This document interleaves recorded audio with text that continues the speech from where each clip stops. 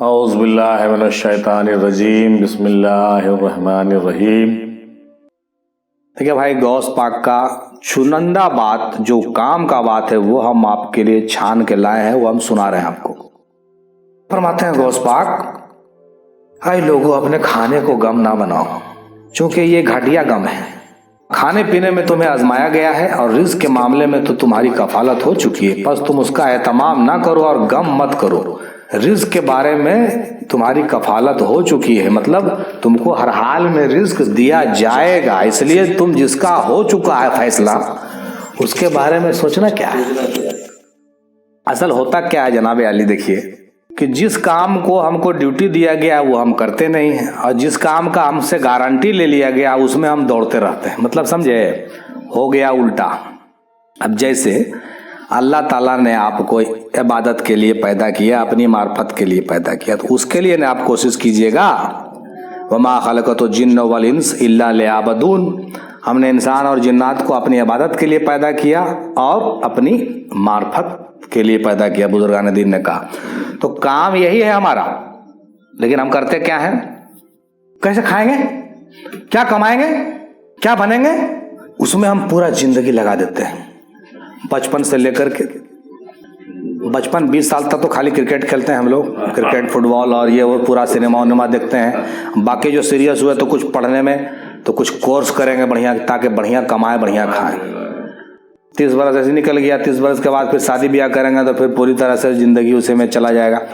تو کہنے کا مطلب کہ ہم کو جس کام کے لیے بھیجا گیا وہ ہم کرتے نہیں ہیں، اور جس کام کا ہم کو ذمہ داری لے لیا گیا کہ بیٹا تم کہیں جاؤ گے تم کو ہم روزی دے ہی دیں گے، روزی ہم فکس کر دیے ہیں، اس میں ہم پوری زندگی لگائے رکھتے ہیں۔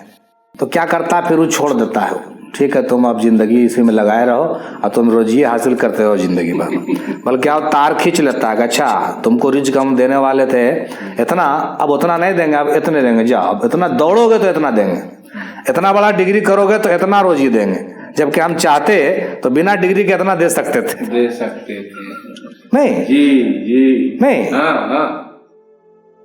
اب وہ بھی تار کھینچ لیتا، اچھا، اور وہی جو عقل مند آدمی ہوتا ہے جس کام کے لیے پیدا کیے وہ کام اگر کر رہے ہیں آپ تو وہ کیا کرے گا؟ ارے بھائی کہنے کا مطلب کہ جیسے وہ آپ کا ہم کام جب کر رہے ہیں تو آپ بھی تو میرا کام کروے نا کیجیے گا، موٹا موٹی بات۔ تو آپ کا تو فکس ہے کہ آپ کو اتنا پیسہ ملنا ہے، آپ کو نوکری ہونا ہے، آپ کو کام کرنا ہے، آپ کو یہ کام اتنا پیسہ کمانا ہے، اتنا دولت آپ کو لکھی ہوئی ہے، اتنا دولت آپ کے لیے مقرر کر دیا، وہ کیسے ہوگا اس کا سارا انتظام اس کے پاس ہے۔ ہاں آپ اپنے دانستے کوشش کیجیے، لیکن پوری طرح سے اسی پر نہیں رہ جائیے، جو اصل کام ہے آپ کا زندگی کا اس پر بھی دھیان دیجیے۔ کہنے کا مطلب یہ ہوا، اور نہیں تو آپ پوری طرح ادھر لگ جائیے گا، ادھر کام چھوڑ دیجیے گا تو بھی آپ سے غصہ ہو جائے گا، ادھر بھی آپ کو ڈھیلائی کر دے گا، ادھر بھی گیا ادھر بھی گیا، یہی ہو ہی رہا بھی۔ تو مسئلہ یہ غوث پاک یہی کہہ رہے ہیں کہ اس کا غم مت کرو، اس کی کفالت ہو چکی ہے، مطلب تمہارے ذمے میں جو رزق ملنا ہے وہ ملے گا اور مل کے ہی رہے گا۔ نوکری ہوگا تب بھی ملے گا، نوکری نہیں ہوگا تب بھی ملے گا، بلکہ ہم تو کہتے ہیں کہ نوکری ہونا بھی لکھا ہوا اس کا۔ آپ کو دولت کتنا ملنا ہے زندگی میں وہ مقرر ہے، اور وہ اتنا مل کے رہے گا۔ آپ ہلکا کوشش کیجئے تو بھی، زیادہ کوشش کیجئے تو بھی، یا کسی کو تو بنا کوشش کے بھی مل رہا ہے۔ اچھا بتائیے نا، جو بڑے بڑے لوگ ہیں ان کے گھر میں کوئی آدمی پیدا ہو گیا، اس کو کون سا کوشش کرنا پڑے گا بتائیے؟ آسانی سے اس کے پاس سب کچھ مہیا ہے، نہیں؟ تو جب رزق کی کفالت اللہ تعالیٰ لیے ہوئے ہے تو اس کا ٹینشن نہیں۔ غوث پاک کہتے ہیں اس کا ٹینشن نہیں لو، تم اس کا ٹینشن لو کہ تم کو ذمہ کیا دیا گیا، تمہارا کام کیا ہے، وہ کام کرو۔ تم اللہ کا کام کرو گے، قسمت تو تمہارے ساتھ ہی ہے، وہ جہاں جائے گا وہ مل ہی کرے گا۔ مرد کی مسلمانی یہ ہے کہ وہ لا یعنی فضول بکواس قسم کی چیزوں کو چھوڑ دے، جو فضول کی چیزیں ہیں، لا یعنی چیزیں ہیں، اس کو چھوڑ دیا جائے۔ تمہارا مخلوق اور اسباب پر بھروسہ کرنا ہی شرک ہے۔ شرک کی بات آ رہی تھی ابھی، شرک کیا ہے بھائی؟ مخلوق پر جو بھروسہ کرتے ہیں ہم لوگ، کسی پر، کسی کام پر، کسی روزگار پر، بیٹے پر، باپ پر، ماں پر، نوکری پر، اپنے کمپیوٹر پر، اپنے ٹیلنٹ پر، اپنی ڈگری پر، وہ شرک ہے۔ صفحہ نمبر 170 جلائل الخواطر۔ آپ نے یہ بھی فرمایا مولا نے بیماری اتاری ہے جس نے دوا پیدا کی ہے، اور محض تمہیں آزماتا ہے تاکہ تمہیں اپنے آپ کی پہچان ہو جائے۔ جب تم مصیبت پر صبر کرو گے تو تم ظاہری اور باطنی گناہوں سے پاک ہو جاؤ۔ دیکھیے فائدہ کیا ہے مصیبت پر صبر کرنے کا فائدہ۔ جب تک مومن زمین پر چلتا ہے مصیبت تو اس کے لیے رہنی ہے، مصیبت رہنی ہے، اور وہ اس کے لیے غلط نہیں ہے بلکہ اس کے غلطیوں کا نامہ اعمالوں سے اڑا دیتی ہے۔ مصیبت کیا کرتی ہے؟ اس کے غلطیوں کو اس کے نامہ اعمال سے اڑا دیتی ہے، یعنی مصیبت آپ کے گناہوں کا کفارہ ہے۔ گھبرائیے نہیں، جتنا مصیبت آوے اتنے اچھا ہے، تاکہ آپ کا پچھلا حساب سب کلیئر ہو رہا ہے، آپ کے گناہوں کی جو ہے کفارہ ادا کی جا رہی ہے، اور آپ پاک ہوتے جا رہے ہیں، اور آپ کی روحانی ترقی ہو رہی ہے۔ اس لیے حدیثوں میں آیا کہ ایک دن کا بخار کتنے سال کے گناہوں سے یہ کرتی ہے نا، ایسا حدیث بھی ہے۔ بلکہ اس کی غلطیوں کو نامہ اعمال سے اڑا دیتی ہے، اور ان فرشتوں کو بھلا دیتی ہے جنہوں نے ان کو لکھا ہوتا تھا۔ جو آپ کے پرانے گناہوں کو لکھے ہوئے، آپ پر مصیبت آئی اور وہ اڑا دی گئی۔ بھائی یہ بات ہم اپنے سے نہیں کہہ رہے ہیں، صفحہ نمبر 171 پر ہے جلائل الخاطر میں غوث پاک کے مجلس کا بیان۔ بندہ حق تعالیٰ کو جب پہچان لیتا ہے تو اس کے دل کو پوری کی پوری نزدیکی یعنی قربیت حاصل ہو جاتی ہے، اور ساری کے ساری بخشش اور عطا حاصل ہو جاتی ہے، اور باطن پورے کا پورا محبت ہو جاتا ہے، اور پوری کی پوری عزت ہو جاتی ہے۔ جب سکون ہو جاتا ہے تو اس سے زائل کر دیتا ہے۔ اپنے رب جلیل سے اس کا فضل مانگو، اس سے مانگو، چاہے تمہاری بات پوری کرے یا نہ کرے، دعا کرو، مانگو، مانگنے کا بھی حکم ہے۔ رب جلیل ہے، اس سے اس کا فضل مانگو، دولت نہیں مانگو، اس سے اس کا فضل، اس کا کرم، اس کی توفیق، اس لیے کہ بنا توفیق کے تو آپ کچھ کر ہی نہیں سکتے۔ تو اس لیے غوث پاک نے کہا دعا مانگنا عبادت ہے۔ دور سے پکارو اور نزدیک سے کانا پھوسی، اور پاس سے اشارہ ہوتا ہے۔ جو دور ہوتا ہے فریاد کرتا ہے، پکارتا ہے، اے مالک مجھے دے، مجھے قریب کر، اور جو اس سے نزدیک ہوتا ہے سختی کے وقت اس سے ملتا ہے، ہلکی آواز سے کانا پھوسی کرتا ہے، چونکہ وہ اس کے نزدیک ہوتا ہے۔ جو دور ہوتا ہے زور زور سے پکارتا ہے، لیکن جو اس کے نزدیک ہے وہ ہلکے ہلکے بات کرتا ہے، ہلکے ہلکے پکارتا ہے۔ جو زیادہ نزدیک ہوتا ہے، دیکھیے جو آپ پوچھ رہے تھے نا کہ جو زیادہ نزدیک ہوتا ہے وہ نہیں پکارتا، کل پکارے گا۔ پکارنا کس کے لیے ہے؟ اس کے لیے جو دور ہے۔ جو دور زیادہ ہے تو زور سے پکارے گا، اور جو نزدیک ہے تھوڑا ہلکے پکارے گا۔ جو پورے نزدیک ہے وہ کل پکارے گا۔ تو یہ آپ سوچئے گا آپ کہاں ہیں، آپ کو کیا ضرورت ہے۔ بہت سے بزرگ کہتے ہیں مانگو، بہت سے کہتے ہیں نہیں مانگو۔ اب اس کا دیکھیے حقیقت ہم بتا دیا۔ وارث پاک کبھی اپنے لیے دعا نہیں کیے، کسی کے لیے بھی نہیں کیے۔ جو اللہ سے دور ہے وہ مانگے گا، پکارے، کیوں نہیں پکارے گا؟ لیکن جس کو اللہ کی قربت اور وصلت مل گئی ہے وہ کل مانگے گا۔ دادا کو ہم کبھی دعا کرتے نہیں دیکھا، کبھی نہیں۔ بہرحال وہ ایک الگ موضوع ہے۔ جو ساتھ بیٹھتا ہے اس پر ہیبت طاری ہوتی ہے، چنانچہ وہ خاموش رہتا ہے۔ اللہ والے ایمان لاتے ہیں، سچ بولتے ہیں، علم سیکھتے ہیں، اخلاص اختیار کرتے ہیں، اور اپنے مال نیک لوگوں پر خرچ کرتے ہیں۔ اللہ والے ایمان لاتے ہیں، سچ بولتے ہیں، علم سیکھتے ہیں۔ بہت سے لوگ یہاں پر ہم روکیں گے، علم سیکھنے کی کوئی ضرورت نہیں ہے اللہ والوں کو، کتاب وتاب کا ضرورت نہیں ہے، سب پانی میں پھینک دیا۔ غلط، وہ ایک الگ مزاج ہے، قلندر ہو جانا، مسجوب ہو جانا۔ لیکن غوث پاک کہتے ہیں کہ اللہ والے کو علم کی بھی ضرورت ہے، اور علم سیکھنا چاہیے اس کو۔ اپنے مال ان دلیلوں سے نکالتے ہیں جس کے ساتھ اپنے آپ کے خلاف حجت پکڑتے ہیں۔ پھر فرض زکوٰۃ سے اپنے مال ان دلیلوں سے نکالتے ہیں جس کے ساتھ اپنے آپ کے خلاف حجت پکڑتے ہیں۔ کبھی فرض زکوٰۃ سے، کبھی غیر فرض صدقہ اور قربانی سے، کبھی نذر سے، کسی بھی بہانے سے مال کو خرچ کرتے ہیں۔ مال کو خرچ کرنے کا مومن جو ہوتا ہے بہانہ ڈھونڈتا ہے۔ میلاد آیا لٹاؤ مال، 11ویں آیا لٹاؤ مال، محرم آیا لٹاؤ مال، تہوار آیا مجلس ہے۔ یہ مومن لوگ اولیاء اللہ ہی سب شروع کیے ہیں کہ مال کو کیسے خرچ کیا، کچھ تو بہانہ نکالو، ڈھونڈو۔ ایک بزرگ سے سوال کیا گیا کہ آپ کہاں سے کھاتے ہیں، تو انہوں نے جواب دیا بدر کبیر سے۔ تو پوچھا گیا کہ بدر کبیر کیا ہے، تو فرمایا کن فیکون، ہو جا، ہو گیا۔ دنیاوی معاملات میں اپنے سے نیچے کی طرف دیکھو اور آخرت کے معاملات میں اپنے سے اونچے کی طرف دیکھو. یہاں پہ دیکھیے دو بات ہے. ایک بزرگ سے پوچھا گیا کہ کہاں سے کھاتے ہیں آپ؟ کہا بدر کبیر سے. کہا بدر کبیر کیا ہے؟ بولے اس کے کن فیکون سے جب اللہ تعالیٰ پورا کائنات بنا سکتا ہے تو ہم کو روزی نہیں کھلا سکتا. دنیاوی معاملات میں اپنے سے نیچے کی طرف دیکھیے اور آخرت کے معاملات میں اپنے سے اوپر کی طرف دیکھیے. مطلب دنیاوی معاملات میں آپ کا پڑوسی جو ہے، جیسے ہمارے بغل کے میں اتنا اونچا مکان ان کا ہے تو ان کو ہم کو نہیں دیکھنا چاہیے. ہم کو کس کو دیکھنا چاہیے؟ جن کا مکان سب سے نیچے ہے. ان کو دیکھیں گا تو لگے گا ہم کو بھی مکان اتنا اونچا ہونا چاہیے. اور نیچے والے کو دیکھا کہیں گے کہ دیکھیے اللہ کا شکر ہے کہ اس کا مکان اتنا چھوٹا ہے، میرا اتنا بڑا ہے. اسی لیے حکم ہے شریعت میں بھی، بزرگان دین غوث پاک بھی فرما رہے ہیں کہ دنیاوی معاملات میں اپنے سے نیچوں کو دیکھیے، بڑا اچھا رہے گا طبیعت. اور دینی معاملات میں اپنے سے جو زیادہ قابل ہے اس کے پاس بیٹھیے اور اس کو سیکھیے، اس کے جیسا بنیے، کیونکہ وہ فائدہ کرے گا، آپ کو فائدہ پہنچائے گا. دنیا میں وہ فائدہ پہنچائے گا اور آخرت میں یہ والا بات فائدہ پہنچائے گا. بہت اچھی بات. پھر حضرت امام جعفر صادق کے بات آ گئی رضی اللہ تعالیٰ عنہ علیہ الصلوۃ والسلام کو. جب 500 روپیوں کی ضرورت ہوتی تھی، امام جعفر کو جب 500 روپیہ کی ضرورت ہوتی تھی تو ان کے پاس 50 روپے ہوتے تھے. سو وہ ان کو بھی 50 روپیہ کو صدقہ کر دیتے تھے. چنانچہ چند دنوں کے بعد 500 آ جاتے تھے. اگر یہ نہ بھی آتے تو نہ ہی اپنے رب جلیل کو الزام دیتے اور نہ ہی اعتراض کرتے اور نہ ہی ناخوش ہوتے تھے. جی وہ رابعہ بصری والا بھی واقعہ یاد ہے. حضرت رابعہ بصری کو مہمان جب آئی تو کھلانے لگی تو وہ دو روٹی دونوں مل کے کھا رہے تھے تو آ گیا وہ مانگنے کے لیے تو دونوں روٹی اپنا دے دی. اور اس کے بعد تھوڑی دیر کے بعد ایک آدمی ان کو جو ہے 8 روٹی لے کے آیا، 10 روٹی لے کے آیا، 19 تک لے کے آیا. 3 بار ہوا یہ واقعہ تو لوٹا دیتے تھے کیونکہ نہیں یہ میرا نہیں ہے. جب ایک آدمی آیا تو اس کا روٹی جب 20 تھا گنے تب بولے کہ ہاں یہ میرا ہے، رکھ لیں. کیوں ہے؟ اس لیے کہ وہ جانتے تھے کہ ہم دودھ دیے ہیں تو 20 آئے گا.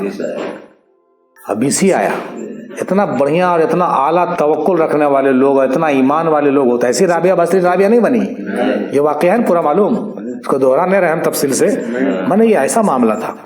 اب 2 روٹی ہے، 2 مہمان بیٹھ کے کھانا شروع کر رہے ہیں، خیرات لینے کے لیے آ گیا، فقیر آ گیا، دونوں کو دونوں دے دیا اور دونوں ایسے بیٹھ کے پانی پی کے بیٹھے ہوئے، گپ سپ ہو رہا، بات چیت چل رہی. دیکھیے دونوں آدمی کیسے تھے. اور اس کے بعد ایک آدمی آیا لے کر کے 10 روٹی آیا، ایک آدمی لے گیا تو 18 روٹی، ایک آدمی آیا تو 19 روٹی، تیسرا بار میں 20 آیا. ہاں تو بولے ان کی یہ میرا ہے، رکھ لی. تو یہ بڑا عجیب مسئلہ. ان لوگوں کی بات جو ہے نا بڑا ایمان والا بات، یقین، یعنی ان کو یقین تھا کہ ہم 2 دیے تو 20 آئے گا. یہاں بھی حضرت امام جعفر کی بات دیکھیں کہ جب 50 روپے خیرات کرتے تھے، 50 جب خیرات کرتے تھے دیتے تھے صدقہ تو 500 آتا تھا ان کو. اور یہ پریکٹیکلی آج بھی آپ کر کے دیکھیے، کبھی نہ کبھی آپ کو احساس. ہم تو دیکھے ہیں کئی بار. نبی کریم صلی اللہ علیہ وسلم سے روایت ہے کہ مغلوب تو وہ ہے جو اپنے ایسی مخلوق کے سامنے شکایت کرے، اے مسکین جب تمہاری پاس فقیر قرض مانگنے آئے تو اس کو قرض دو اور مت کہو کہ تم مجھے کیا دو گے. نبی کریم صلی اللہ علیہ وسلم سے روایت ہے کہ مغلوب تو وہ ہے جو اپنے ایسی مخلوق کے سامنے شکایت کرے. مخلوق سے کیا شکایت کرنا ہے؟ اے مسکین جب تمہارے پاس فقیر مانگنے آئے تو اس کو قرض دو اور مت کہو کہ تم مجھے کیا دو گے. رسول اللہ صلی اللہ علیہ وسلم کا یہ بھی ارشاد ہے کہ اللہ تعالیٰ کا اپنے بندے کے لیے تحفہ اور اس کے دروازے پر مانگنے والے کا ہونا ہے. اللہ تعالیٰ کا اپنے بندے کے لیے تحفہ کیا ہے؟ اس کے دروازے پر مانگنے والے کا ہونا. میں نے اللہ تعالیٰ سے مانگنے کا ذکر اس میں بھی ہے. کم نصیبی تمہاری، فقیر اللہ تعالیٰ کا تحفہ کیسے نہ ہو. وہ تمہاری دنیا سے کوئی چیز تمہاری آخرت کی طرف لے جا رہا ہے تاکہ اس کے ضرورت کے وقت تم اسے پا لو. اتنی سی مقدار جو اسے دیتا ہے بے پرواہ بنا دیتی ہے اور فکر و غم دور کر دیتی ہے اور اللہ تعالیٰ کے ہاں تمہارے درجات بلند کرتی ہے. خیرات و صدقہ کا ذکر ہے. حضرت فضیل بن عیاض رحمۃ اللہ علیہ جب حضرت سفیان ثوری رحمۃ اللہ علیہ سے ملا کرتے تھے تو ان کو فرمایا کرتے تھے کہ آؤ تاکہ ہم اپنے بارے میں علم الہی پر روئیں. یعنی درویش سے ملتا ہے، مل کے بیٹھتا ہے اور بات چیت کرتا ہے، ایک دوسرے کا غم بانٹتا ہے. یہ اچھا کہا ہے غوث پاک نے اس بات کو. حضرت فضیل بن عیاض اور سفیان ثوری دونوں بیٹھتے تھے اور باتیں کرتے تھے. حضرت حسن بصری اور حضرت رابعہ بصری بیٹھتے تھے، خوب بات کرتے تھے. دونوں اللہ والے تھے اور دونوں ایک دوسرے سے اللہ والے کی طرح ملتے تھے. हाँ, और खूब गुफ्तगू मार्फत की करते थे लोग।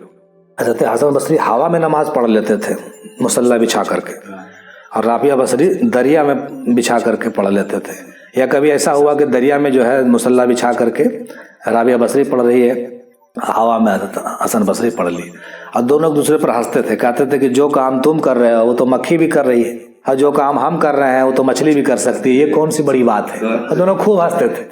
कहा कि कुछ ऐसा बात पैदा करो जो वली अल्लाह के अंदर होना चाहिए। फजील बिन नियाज, सुफियान सूरी बैठते थे, गुफ्तगू करते थे, गुफ्तगू होती थी, आपस मेल मिलाहे की बातचीत होती थी। इससे पता चलता है कि गुफ्तगू करना अच्छी बात है। ये सफ़ा नंबर 179 पर है जलाल खातिर में। दुर्वेश के साथ मिल बैठ के बात करना चाहिए, ये बहुत ज़रूरी चीज़ है, लेकिन लोग इस पर ध्यान नहीं देते हैं। गौस पाक ये भी फरमाते हैं कि अंबिया और मुरसलीन में से हर एक के लिए कोई ना कोई मुसीबत थी जो उसके लिए ख़ास थी। हर अंबिया के लिए एक स्पेशल मुसीबत था। सोचिए, सब नबी को अलग अलग मुसीबत दिया गया। तो जब अंबिया के साथ ये मामला है, जबकि वो अल्लाह के प्यारे थे, तो हम तुम कौन हैं जो अपने और दुनिया के बारे में गैर खुदाई बातें चाहते हो? अपने और दुनिया के बारे में गैर खुदाई बातें चाहते हो? इनका कहने का मतलब ये हुआ कि 1,24,000 अंबिया जो आए, तो सब अंबिया को अलग अलग एक अलग अलग मुसीबत उनको दिया गया था। जैसे अय्यूब अलैहिस्सलाम को कुछ, इदरीस अलैहिस्सलाम को कुछ, इब्राहिम अलैहिस्सलाम को कुछ, सब पैगंबर को अलग अलग मुसीबत। तो क्या समझते हैं, औलिया पर मुसीबत नहीं आएगी? मोमिन पर नहीं आएगा? एकदम आएगा। गौस पाक कहते हैं जरूर आएगा। अपने इरादे और इख्तियार को छोड़ दो और मखलूक से बातें करनी और उनसे मोहब्बत करनी भी ज्यादा छोड़ दो। फायदा जो पहुंचाना है वो पहुंचाओ उनको, है ना। खिदमत खल्क जो हो सकता है वो करो। जब तुम्हारी ये बात पूरी हो जाएगी तो तुम्हारे दिल की बात अपने परवरदिगार से होगी, और तुम्हारी मोहब्बत उससे होगी, और तुम्हारे दिल में उसकी बात नक्श हो जाएगी। तुम उसके याद करने वाले बन जाओगे, वो तुम्हें याद करने वाला बन जाएगा। अपने दिल को दिल जमई के साथ उसके साथ थामे रखोगे। उस वक्त इसको, उसके मासिवा को देखने वाला कोई गायब पाएगा। उस वक्त रूहानियत और वसाल वालों में हो जाओगे, उस वक्त अल्लाह वाले हो जाओगे। जब ऐसा हालत पैदा हो जाएगा तब बंदों और मशीरों में से हो जाओगे। बस उससे मखलूक में तकलीफों और मुसीबतों को दूर किया जाएगा। मतलब जब तुम ऐसा हो जाओगे, तुम्हारे जरिए से मखलूक को फायदा होगा, मखलूक का तकलीफ दूर होगा, किसी का बीमारी ठीक हो जाएगा, किसी का मुसीबत दूर हो जाएगा, किसी का उलझन दूर हो जाएगा। तुमसे होगा कब? जब तुम ऐसा हो जाओगे तब। इसलिए अल्लाह वाले के दर से आज भी हो रहा, उनके हयात में भी होता था, उनके पर्दा होने के बाद भी हो रहा। तो उसको देंगे, वो लेगा, यही असली अता है। गौस पाक फरमाते हैं कि एक बड़े नुक्ते बयान करते हुए गौस पाक कहते हैं कि अल्लाह ताला के खालिस इबादत करने वाले मुखलिस बंदों के अलावा सारी मखलूक की आजमाइश होती है। यानी दूसरे तरह से ये समझा जाए कि जो बंदा खास तौर से इखलास इख्तियार कर लेता है, और जबकि उसका अमल बिला किसी गर्ज व मफाद के खालिस अपने परवरदिगार के लिए होना शुरू हो जाता है, तो बकौल गौस पाक के उस बंदे पर से आजमाइश और इम्तहान उठा लिया जाता है, क्योंकि वो बंदा अपने मंजिल मकसूद पर पहुंच जाता है। यानी जब आप खालिस हो जाइएगा, आपका दिल जब पाक हो जाएगा, तो आप पर से मुसीबत उठा लिया जाएगा धीरे धीरे। मुसीबत हमेशा नहीं रहेगा, इम्तहान के दिन में रहता है, कुछ समझे कि नहीं। तो गौस पाक कहते हैं कि जो बंदा खास तौर से इखलास इख्तियार कर लेता है, जबकि उसका अमल बिला किसी गर्ज व मफाद के खालिस अपने परवरदिगार के लिए होना शुरू हो जाता है, तो उस पर से इम्तहान उठा लिया जाता है, इम्तहान खत्म।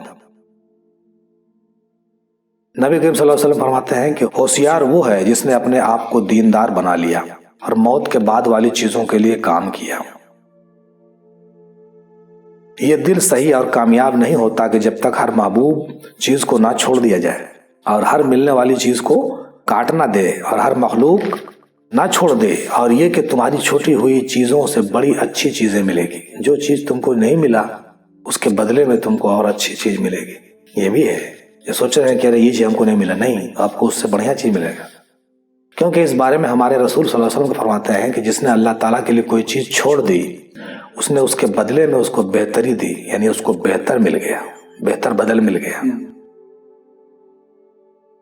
गौस पाक कहते हैं कि बीवी बच्चों के मरने, माल के जाने, सामान के छीनने, मतलब पूरा ना होने और मखलूक को तकलीफ देने पर सब्र करो।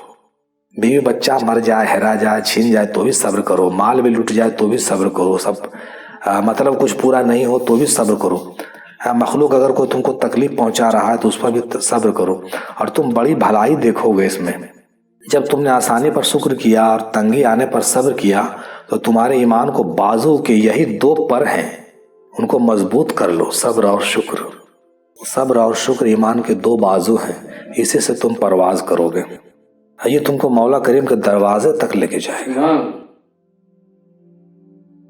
نبی کریم صلی اللہ علیہ وسلم کا ارشاد ہے کہ صبر ایمان میں ایسے ہے کہ جیسے سر جسم میں ہو۔ صبر کا بہت اہمیت ہے بھائی، جب تم کو صبر ہی نہ ہو تو تمہارے ایمان کے لیے سر کہاں ہے؟ مطلب صبر ایمان کا سر ہے، ہاں صبر جو ہے ایمان کا سر ہے، اسی لیے تو ان اللہ مع الصابرین آیا ہے، اور امام علی مقام امام حسین نے صبر کا دامن نہیں چھوڑا، صبر کے حساب سے چلے، صبر پر قائم رہے اور صابر کہلائے۔ اور اس جسم کا کیا اعتبار، اگر تم نے آزمائش کرنے والے کو پہچانا ہوتا تو اس کی دی ہوئی مصیبت پر صبر کرتے، اور اگر تم دنیا کو پہچانتے تو اس کی طلب سے رک جاتے۔ اگر دنیا کو تم پہچانتے تو دنیا کو طلب نہ کرتے، اور اگر تم اللہ کو پہچانتے تو صبر کرتے۔ اگر تم اللہ تعالیٰ کو پہچانتے تو اس کے سامنے تمہاری زبانیں گونگ ہو جاتی، اور تمہارے دل اور ہاتھ پاؤں سب حالات میں بادب ہو جاتے۔ اس لیے نبی کریم صلی اللہ علیہ وسلم فرمایا کہ جب اللہ تعالیٰ کو پہچان لیتا ہے کوئی تو اس کی زبان رک جاتی ہے، عارف گونگا ہی رہتا ہے، اور جو راز اس کے پاس ہوتے ہیں ان کو اس کی اجازت کے بغیر نہیں بتاتا۔ اپنی ذات کو، اپنے ہاتھ پاؤں کو، اپنے بیوی بچوں کو اور اپنے مال کو حق تعالیٰ کے لیے الوداع کہو، اور اس کے راز کو ضائع نہ کرو۔ نبی کریم صلی اللہ علیہ وسلم کو راضی کرو اور آپ کی پیروی کرو، آپ صلی اللہ علیہ وسلم کی، پھر اپنے علم کے ذریعے اپنے پروردگار اعلیٰ تک رسائی حاصل کر۔ اپنے علم کے ذریعے، غور کیجئے، پوائنٹ نوٹ کیا جائے، اپنے علم کے ذریعے پروردگار تک رسائی حاصل کرو، عمل سے ذریعے نہیں، علم کے ذریعے۔ غور کیجئے صاحب، پوائنٹ کی بات ہے۔ پھر اپنے عمل کے ذریعے سے اور خود اس کو پہچان کر کے مولا تک پہنچ جاؤ۔ عمل کی ضرورت علم کے بعد آتی ہے، یہاں تک اس دروازے پر آ جاؤ تو اس کا حق پورا کرو۔ تم آؤ، اس سے سلامتی اور سعادت اور شرافت کی دعا مانگو، پھر تم اپنے باطن اور اپنے مطلب کے گھر میں داخل ہو جاؤ۔ نبی کریم صلی اللہ علیہ وسلم فرماتے ہیں کہ قیامت کا دن مومن کو آگ کہے گی کہ اے مومن گزر جاؤ کہ تمہارا نور میرے شعلے کو بجھاتا ہے۔ مومن کا نور جہنم کی آگ کو بجھائے گا۔ جب پل صراط پر سے مومن گزرے گا تو جہنم کی آگ بولے گی، آواز دے گی، اے مومن جلدی گزرو، ہم بجھ رہے ہیں۔ چونکہ نور اور نار کا معاملہ، جہاں نور آتا ہے وہاں سے نار بھاگ جاتا ہے، جہاں نور آیا وہاں سے نار بھاگ جاتا۔ ابھی بھی دیکھیں نا، نورانی ذکر کیجئے قرآن شریف کا، کسی شیطان کو پھونکیے بھاگ جائے، کیونکہ شیطان نار سے ہے، نور کے پھونک سے جب نار بھاگتا ہے تو جب پورا نور ہے اس کے سامنے ٹکے گا کیا؟ اللہ تعالیٰ نے حضرت داؤد علیہ السلام کو حکم کیا کہ اے داؤد اپنی خواہش نفسانی کو چھوڑ دو، اس واسطے کہ خواہش نفسانی کے سوا کوئی جھگڑالو میرے سے جھگڑا کرنے والا نہیں ہے۔ سکون، نشان اور حسن ادب کے ساتھ حق تعالیٰ کے ساتھ رہو، اس کے ارادہ کے سامنے اپنا ارادہ اور اس کے اختیار کے سامنے اپنا اختیار، اس کے حکم کے سامنے اپنا حکم اور اس کی چاہت کے سامنے اپنی چاہت چھوڑ دو۔ اللہ والے عمل کے لیے ہی چھوڑے گئے اور انہوں نے فضول اور چھلکا کے علاوہ مغز کو چاہا۔ من اذکرا مغزرا برداستم استخاں پیسے سگاں انداختم۔ مولانا روم کہتے ہیں کہ میں نے قرآن کے مغز کو نکال لیا ہے اور ہڈیوں کو کتوں کے واسطے چھوڑ دیا ہے۔ وہی بات دیکھیے غوث پاک بھی کہہ رہے ہیں کہ فضول اور چھلکا کے علاوہ مغز کو چاہا، اللہ والے مغز کو چاہتے ہیں، اور یہ مغز ہی ہے جو آپ کے سامنے پیش کر رہے ہیں، اور اس کے متعلق ہو گئے اور اس کے چھلکا سے بے پرواہ ہو گئے۔ چھلکا سے کیا مطلب ہے؟ چھلکا کو پھینک دیجئے، مغز کو کھا لیجئے، ہے نا۔ فرمایا کہ تمہارے علم کتنے زیادہ ہیں اور تمہارے اعمال کتنے تھوڑے ہیں۔ تم نے علم سے اپنے نصیبہ کو حفاظت بنا لیا ہے، تم نے علم سے اپنے نصیبہ کو حفاظت بنا لیا ہے اور کہانیاں اور واقعات کا اضافہ کر دیا ہے۔ یہ بات تمہیں فائدہ نہ دیں گے۔ اتنی حدیثیں یاد کرتا ہے اور ان میں سے ایک حرف پر عمل نہیں کرتا۔ کام کا چیز ہے وہ نکالیے اور اس پر عمل کیجیے۔ مطلب یہ ہوا یہ چیز تمہارے حق میں نہیں بلکہ تمہارے خلاف حجت بنے گی کہ تم کہتے ہو کیا اور کرتے ہو کیا ہے۔ اقبال صاحب کہتے ہیں نا کہ گفتار کا غازی تو بنا کردار کا غازی بن نہ سکا، تو ایسا نہیں ہوئی ہے، گفتار جو ہے کردار بھی ہونا چاہیے۔ سخت دل کی محبت کبھی رحم نہیں کرتی اور اس کی آنکھ آنسو نہیں بہاتی، نہ ہی خوشی میں نہ ہی غمی میں۔ سخت دل ہوتے ہیں بہت سے لوگ اس واسطے کہ اس کی آنکھ کی خشکی اس کے دل کے سختی کے بنا پر ہوتی ہے۔ دل سخت ہے تو آنکھ سے آنسو بھی نہیں نکلے گا، اور جس کا دل نرم ہوگا اس کے آنکھ سے آنسو بھی نکلے گا۔ یہ بھی پہچان ہے، جان لیجئے۔ اس کا دل سخت کیوں نہ ہو جبکہ وہ تمناؤں، گناہوں، لغزشوں اور لمبی آرزوؤں اور ایسی چیزوں لالچ سے بھرا ہوا ہو۔ جو گناہوں سے بھرا ہوا انسان ہے، لالچ سے بھرا ہوا، اس کا دل سخت ہو جاتا ہے، اس کو کسی کا احساس ہی نہیں ہوگا۔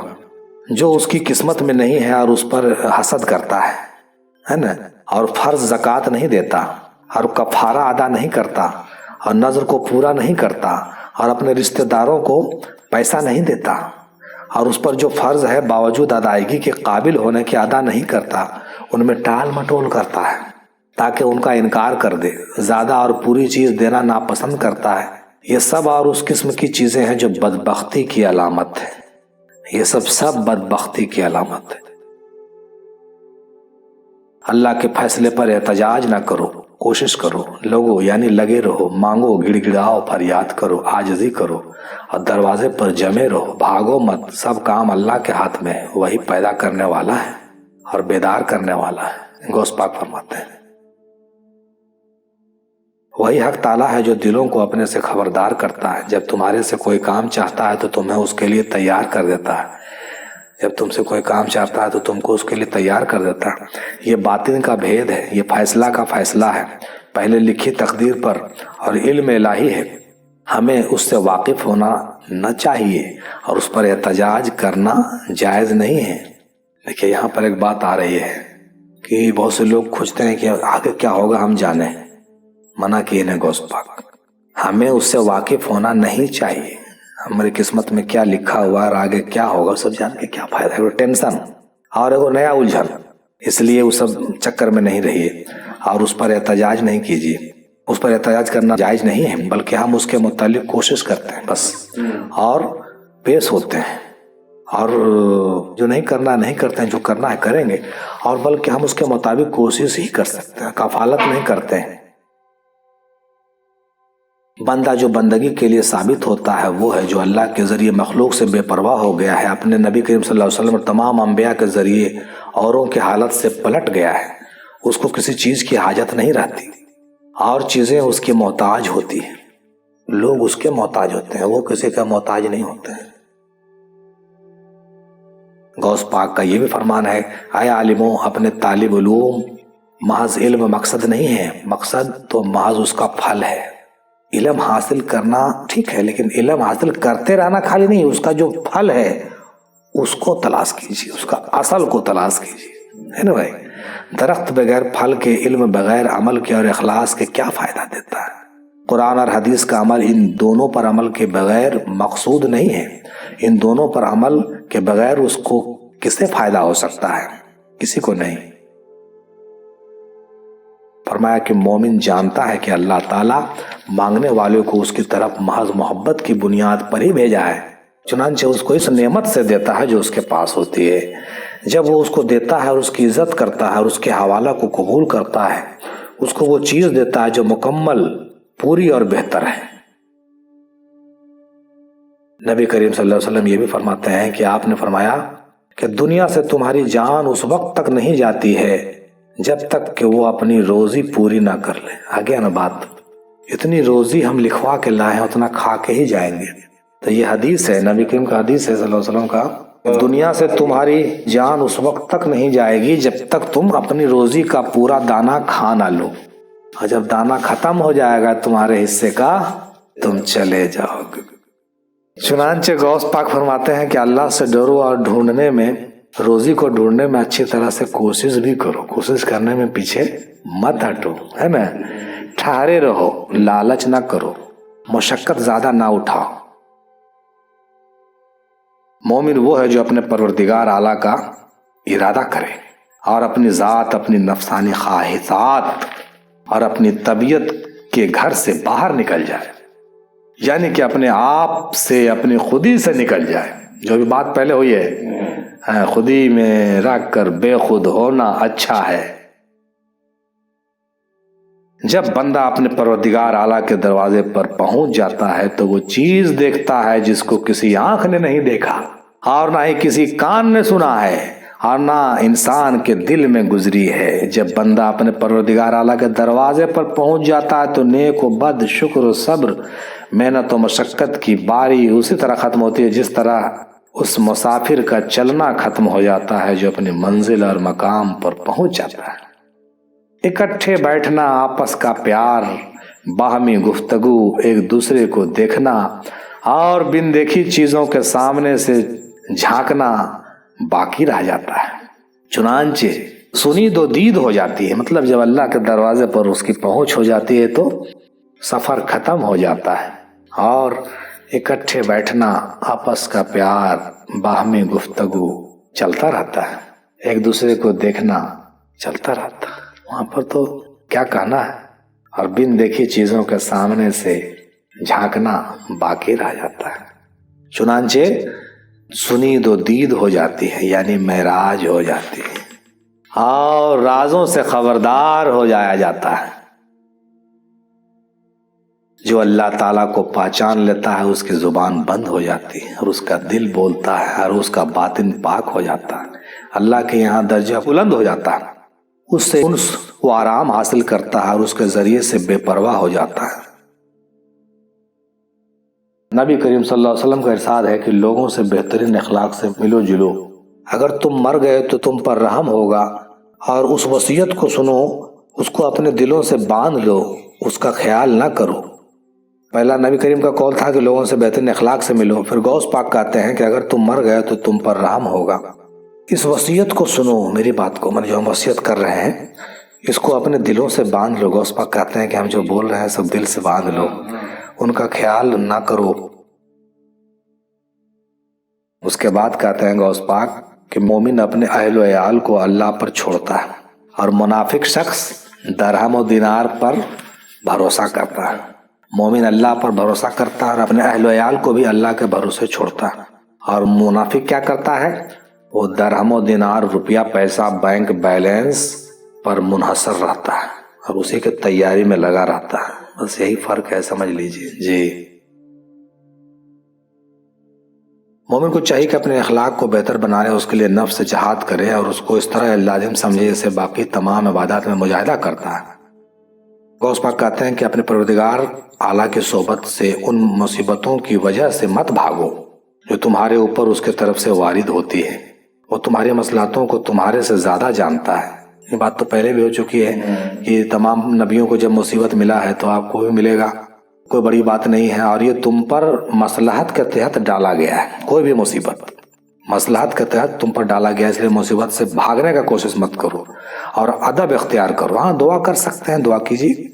وہ سچوں کے دلوں پر آتی ہے، بس آ کر ان کو سلام کرتی ہے اور جہاں تک ہو سکے سفارش کرتی ہے. کیا بھائی، جو تمہارے اوپر آتی ہے، وارد ہوتی ہے، وہ تمہاری مصلحتوں کو تمہارے سے زیادہ جانتا ہے اور ادب اختیار کرو. وہ سچوں کے دلوں پر آتی ہے، بس آ کر ان کو سلام کرتی ہے. مصیبت آ کر سلام کرتی ہے اور جہاں تک ہو سکے سفارش کرتی ہے. اللہ تعالیٰ اسے اپنے سینے سے لگا لیتے ہیں اور اس کی آنکھوں کو چومتے ہیں اور اس کو صبر، موافقت اور رضا کے ذریعے بلند کرتے ہیں. دیکھیے کتنا بڑا مرتبہ ہے. صفحہ نمبر 216. ایمان کا جوہر مصیبت کے وقت ہی کھلتا ہے اور ایمان کا نور مصیبت کے وقت ہی ظاہر ہوتی ہے.